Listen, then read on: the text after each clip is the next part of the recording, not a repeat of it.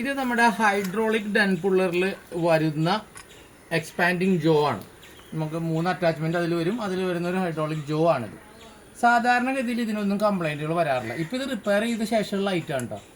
ഇത് അലസമായിട്ടോ അല്ലെങ്കിൽ അശ്രദ്ധമായോ ഉപയോഗിച്ചതിൻ്റെ പേരിൽ ഈ സാധനം എവിടെയോ നിലത്ത് വീണിട്ട് ഇവിടെ വെച്ച് ഈ ഐറ്റം കട്ടായിപ്പോയി.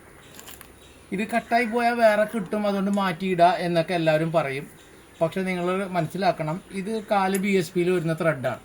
പക്ഷെ നമുക്ക് ആഫ്റ്റർ മാർക്കറ്റിൽ അവൈലബിൾ ആയിട്ടുള്ള 4 BSP ത്രെഡിൻ്റെ ഈ കപ്ലിങ്ങിന് വലിപ്പം കൂടുതലായിരിക്കും. അപ്പോൾ അങ്ങനെ അത് മാത്രമേ നമുക്ക് കിട്ടുള്ളൂ. അപ്പോൾ അങ്ങനത്തെ ഒരു കപ്ലിങ് ഇടേണ്ട ഒരു അവസ്ഥ വന്നു കഴിഞ്ഞാൽ നമ്മൾ ഇതും മാറ്റണം, ഹോസിൻ്റെ അറ്റത്തെ കപ്ലിങ് മാറ്റണം. അപ്പോൾ ഹോസിൻ്റെ അറ്റത്തെ കപ്ലിങ് മാറ്റി കഴിയുമ്പോൾ ഹൈഡ്രോളിക്കിന് ഒറ്റ പമ്പ് മാത്രമേ നമുക്കുള്ളൂ.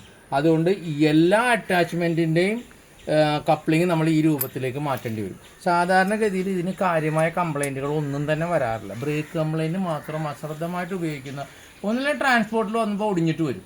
അതല്ലെങ്കിൽ ഇതേപോലെ നിലത്തിടുക, അതിൻ്റെ ഉള്ളിൽ എവിടെയെങ്കിലും പെടുത്തുകയോ ഒരു ശ്രദ്ധയുമില്ല. അത്രയും അശ്രദ്ധമായിട്ട് ഉപയോഗിക്കുമ്പോൾ മാത്രമേ ഇത് കട്ടാവുള്ളൂ. ഇതിപ്പോൾ നമ്മുടെ ഒരു A കാറ്റഗറി ഗറാഷ് ലൈറ്റാണ്.